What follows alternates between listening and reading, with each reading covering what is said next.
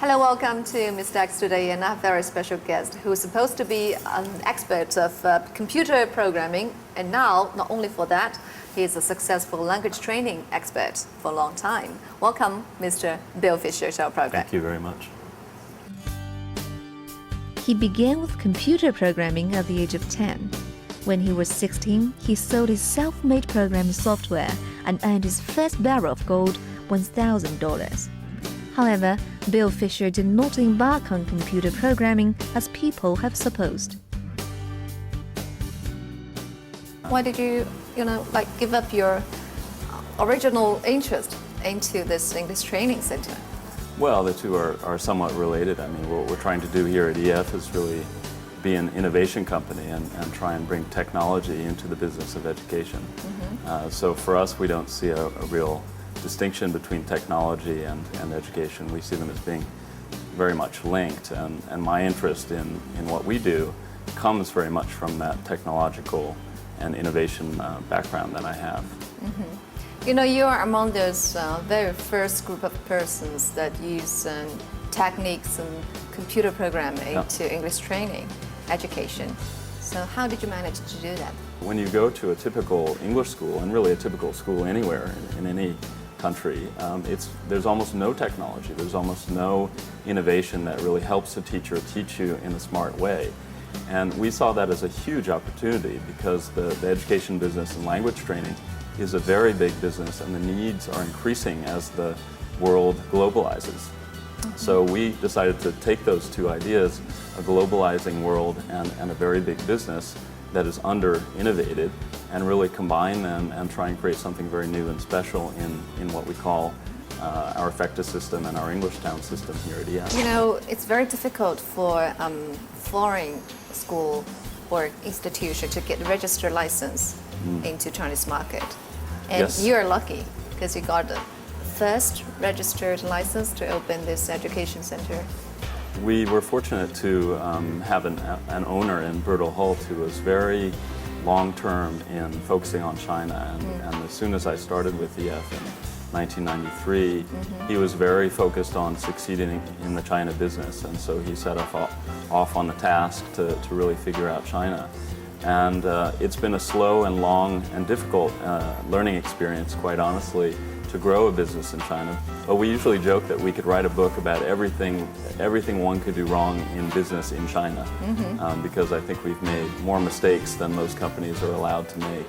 And we chose the wrong marketing strategy, we chose the wrong product at times. Our expansion plan was a little confusing in the beginning. But it's a long-term bet and a long-term business that we're trying to build. We don't want to just have a great business for 5 years. We really want a business for 100 years. And so those are some of the costs that you need to put up with when you're trying to build a beautiful story over the long run. So I can't give you any specific examples, but we've made a lot of mistakes. When I first entered this big hall, I noticed 5 Fuwa. So I know that you have some association, the school has some association with the Beijing Olympics. That's right. But this is not the first time for EF, right? It's not. We were the sponsor of the Olympics in 1988 in Seoul.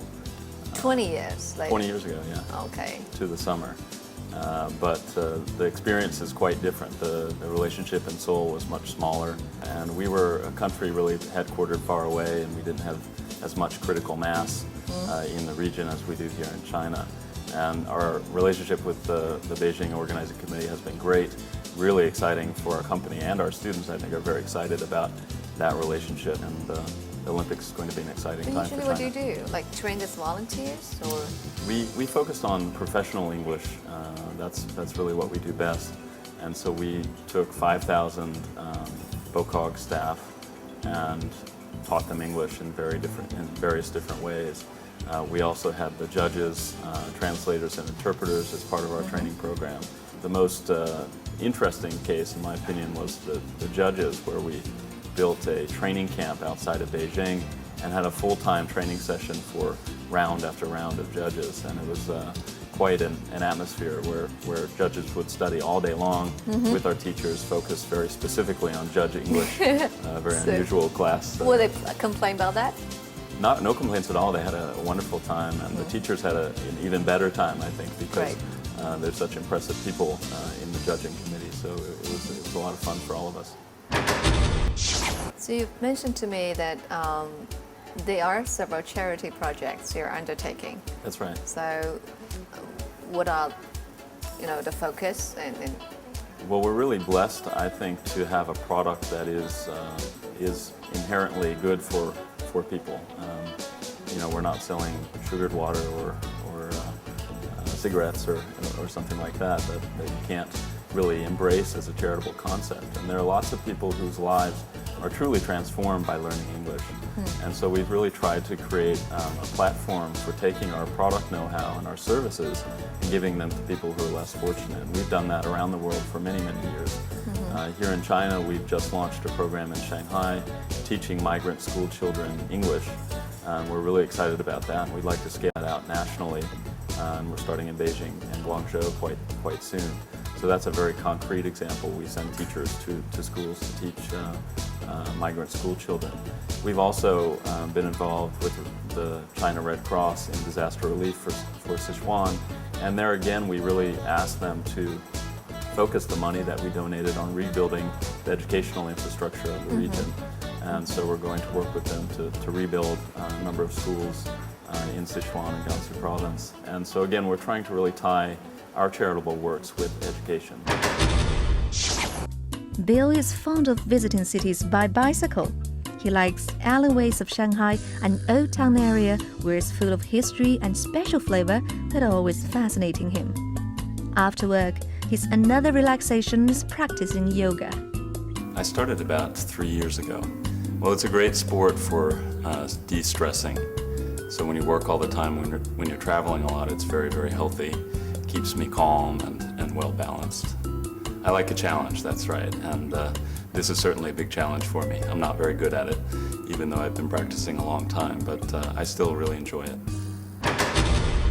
You once said that you pursued your dream to pick up this education career. And how about your future expectation towards life? Well, I'm still incredibly passionate about EF and about what we're doing here. As boring an answer as that may seem, I truly am. I love what we're doing. And it's such a grateful experience to work with a product where people thank you and you can really transform people's lives. And so on a professional level, I think we've got a lot left to do in building great products and services, and that's very exciting for me. On a personal level, there are lots of things that I need to do with my life and want to do with my life. I'd like to have children. I'd get married, obviously, before that. And I'd like to buy a home here in Shanghai, so I've been looking at a lot of real estate. But I think balancing those two professional and personal ambitions is the challenge of everyone's life, and I'm working at that myself. Thank you so much, Bill, for your time. And I do think that you're going to have more achievements on educating those Chinese students to learn English well. Thank you very much for having me. Thank you. And also thank you for joining us today. The same time next week. I'll see you then.